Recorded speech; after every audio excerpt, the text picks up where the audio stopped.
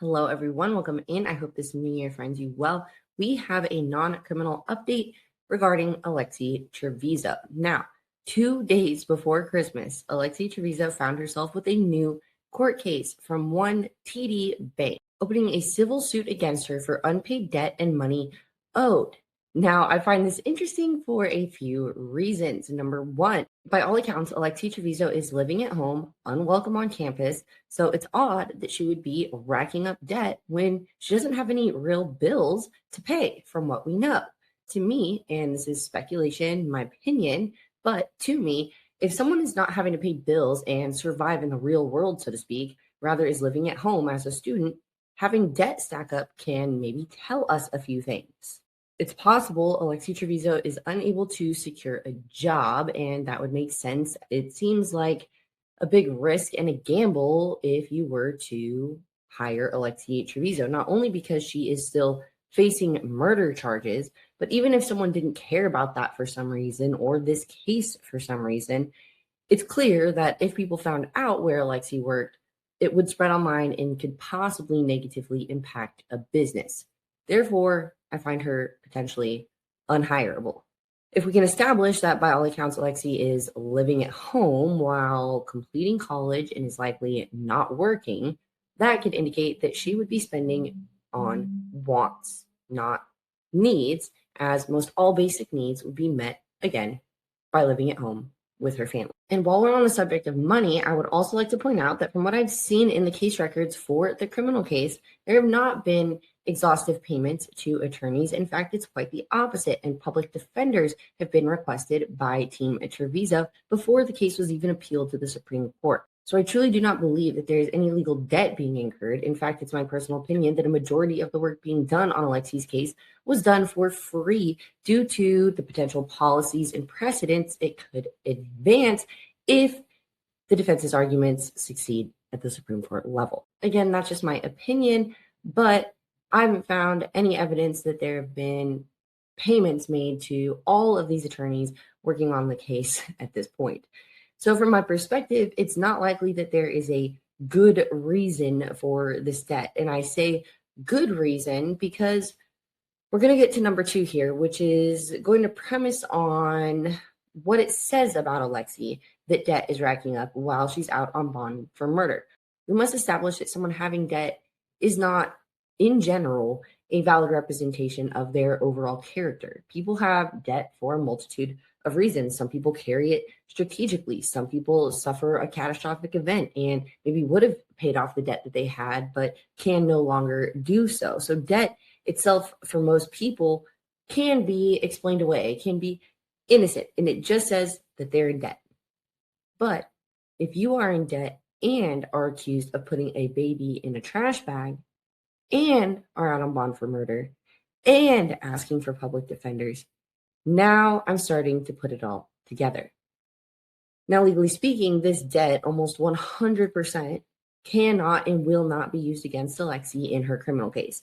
The defense would have to make some huge, grandiose showing about Alexee being like financially responsible to outweigh any prejudicial aspect of trying to bring up the fact that she's incurred however much debt we will eventually find out that she has incurred. But here, we're not the jury. We can try to pontificate about what this debt says about Alexee herself and what may be going on for Team Trevizo behind the scenes for this debt to rack up. Now, this is my opinion as to what this debt potentially indicates. And it's not just, possibly a little amount of debt, just accidentally didn't pay a few bills here or there. This is enough debt for them to sue. And it's happening while she's out on bond. Now, this is just my opinion, but this is where my mind goes as to what this debt could potentially indicate, because we haven't had a real look behind the scenes as to what's going on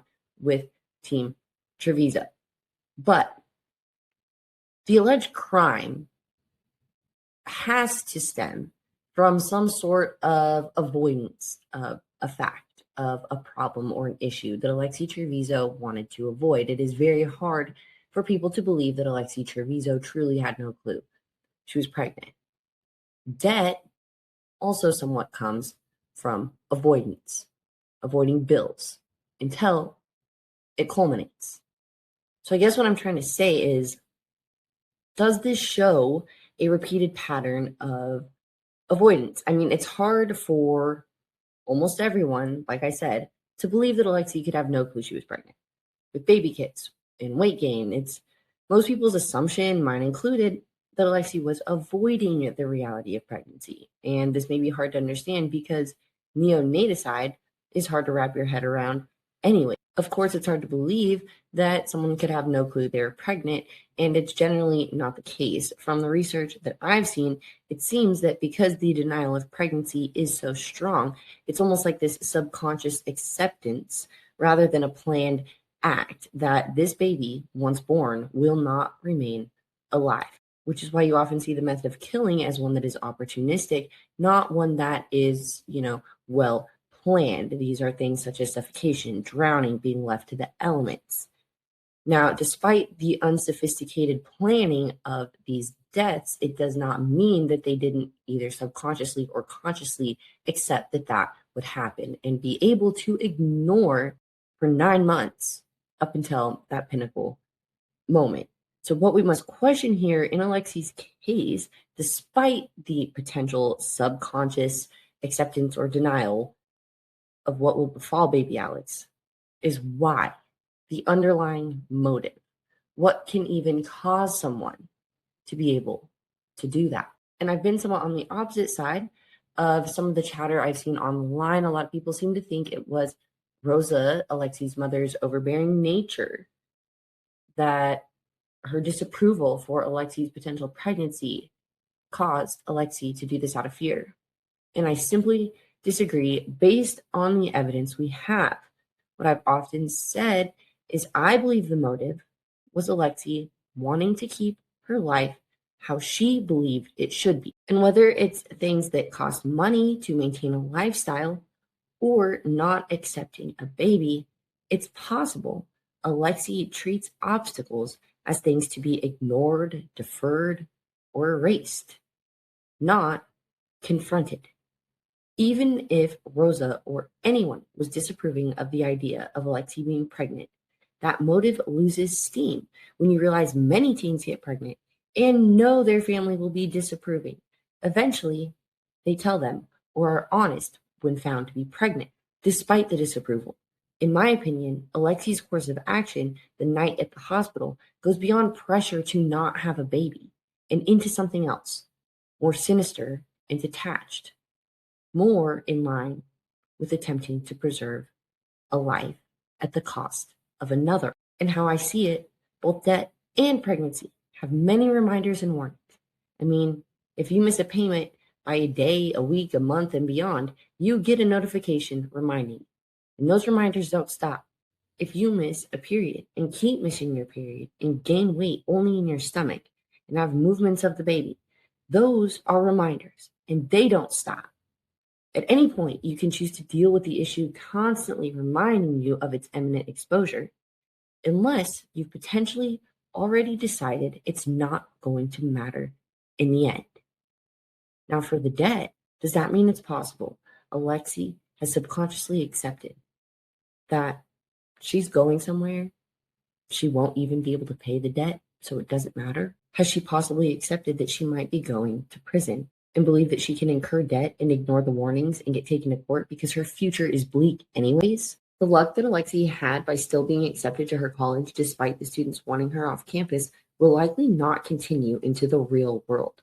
No matter the verdict, should she be able to remain free and attempt to live life outside prison, her presence is still a liability because no one will truly feel Alexee was not guilty. Many people will see it as a Casey Anthony situation. I don't see old Gare Bear, Alexee's attorney, hiring Alexee once this is over. How other women in her situation who beat their case have been able to stick close to their attorney for hopes at a job. Gary's like 100 years old. There's no job coming down that line. So what's going on behind the scenes for Team Trevizo? Is Alexee possibly just being reckless with money and young? Or is this a sign of a larger issue? The reality of being a murder defendant whose case has been going on for 2.5 years while living in a small town with little opportunity where everyone likely knows her story. And if she reaches beyond that, she's one Google search or one employee knowing of her away from not getting the job.